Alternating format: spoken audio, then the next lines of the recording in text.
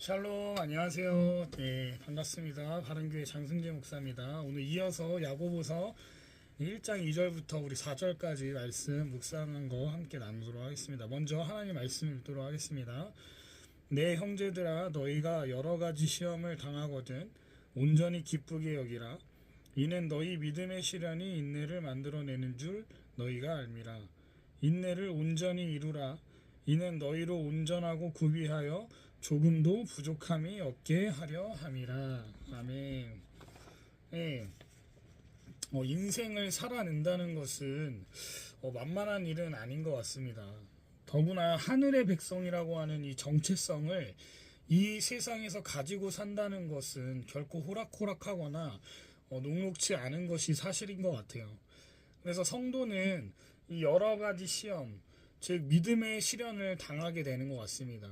참 예수 믿는다는 거, 그 믿음의 삶을 다른 사람들에게 보여야 한다는 것이 결코 쉽지 않죠.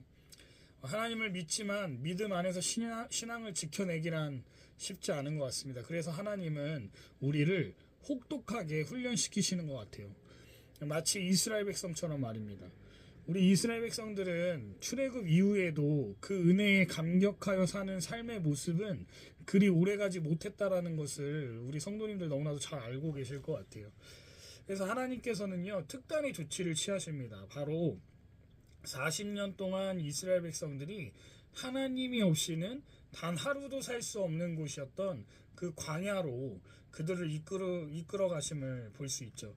이스라엘 백성들은요, 광야에서 하나님께 엄청난 불평과 불만을 쏟아내기 시작합니다. 왜 우리를 애굽에서 건져내어서 광야에서 죽게 하느냐라고 말이죠.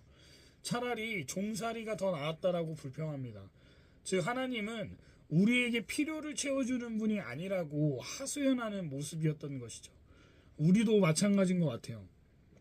이 세상을 살면서 우리는 무엇 하나 풍족하다고 여기면서 사는 것 같지가 않습니다. 주변을 보면 다른 사람들은 다 잘 먹고 잘 사는 것 같은데 저만 없는 것 같아요. 나만 없는 것 같죠.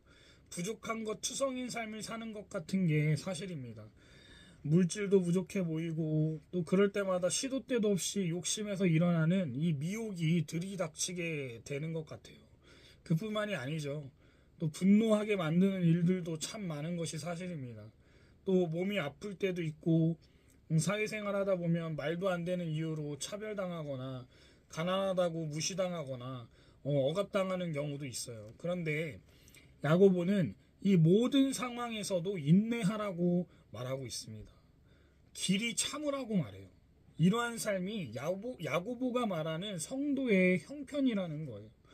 예수를 믿는 삶은 원래 좁은 길을 걷는 삶이라고 지금 말하고 있습니다.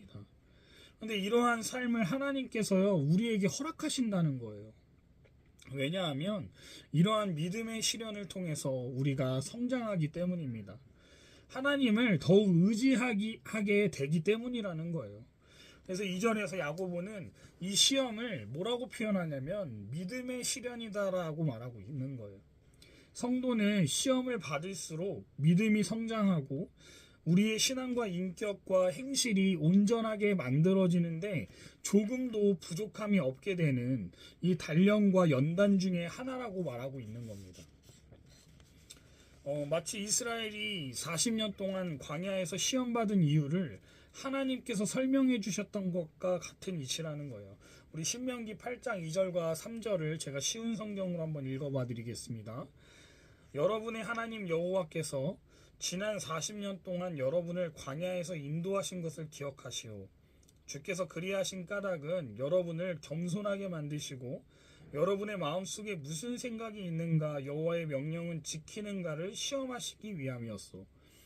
여호와께서 여러분을 낮추시고 굶기셨다가 만나를 먹여주셨소. 만나는 여러분이나 여러분의 조상이 한 번도 본 적이 없는 것이요. 여호와께서 그렇게 하신 까닭은 사람이 먹는 것으로만 사는 것이 아니라 여호와께서 말씀하시는 모든 말씀으로 살아야 한다는 것을 여러분에게 가르쳐 주시기 위함이요. 아멘. 베드로는요, 이 시험을 뭐라고 또 표현했냐면요, 불시험이라고 표현한 바 있습니다. 하나님은 저와 여러분들을 매우 혹독하게 연단하기를 원하신다는 거예요. 그래야지만 승분 같은 신자로, 성도로 저와 여러분들이 변화될 수 있기 때문이라는 겁니다. 그러면 우리는 이런 불시험을 당할 때 어떻게 반응해야 할까요? 이스라엘 백성들과 같이 불평하고 불만을 하나님 앞에 쏟아내야 될까요? 놀랍게도 야고보는 시험을 당하거든 온전히 기쁘게 여기라고 말씀하고 있다는 거예요. 그냥 기뻐하라는 게 아니고요, 온전하게 기뻐하라고 말하고 있어요. 이 베드로도 같은 말을 했습니다. 베드로전서 4장 12절과 13절입니다. 쉬운 성경으로 제가 한 번 더 읽어드립니다. 사랑하는 여러분, 고난을 받는 중에 당황스러워하거나 놀라지 마십시오. 그것은 여러분의 믿음을 시험하는 것입니다. 그러므로 여러분에게 이상한 일이 일어나고 있다고 생각하지 말고 그리스도의 고난에 참여하게 됨을 기뻐하시기 바랍니다. 그리스도께서 영광 중에 다시 오실 그날에 여러분은 기뻐하고 즐거워할 것입니다. 결국 믿음의 시련은요, 우리를 위한 하나님의 선물이라고 할 수 있는 거예요.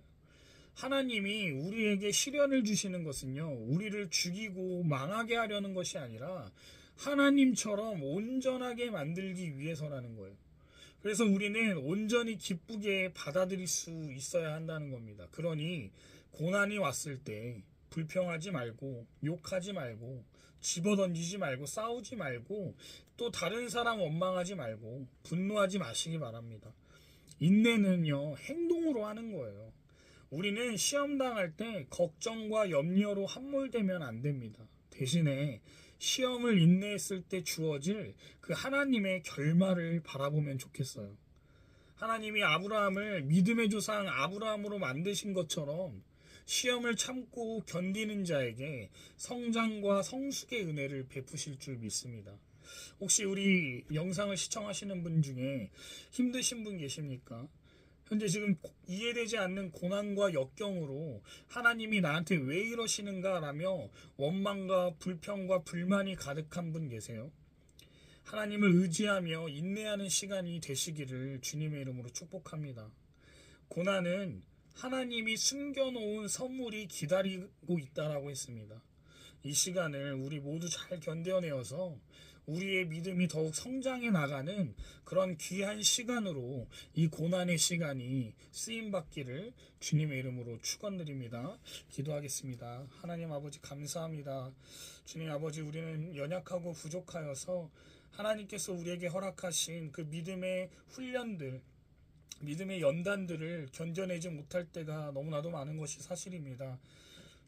그럴 때마다 주님을 원망하고 하나님이 나한테 왜 이러시는가 라며 불평하고 불만을 쏟아내는 인생이 아니라 주님이 나에게 허락하신 이 삶의 자리에서 하나님이 나에게 원하시는 믿음의 성장이 무엇인지를 깨닫게 하시고, 고난이 찾아올 때마다, 여러 가지 시험이 우리를 찾아올 때마다 그것에 안주하여서 우리의 힘으로 이겨내려고 하는 것이 아니라 하나님을 붙들고 하나님의 뜻을 구하며 하나님의 지혜를 구하는 우리들 될 수 있도록 도와주시옵소서.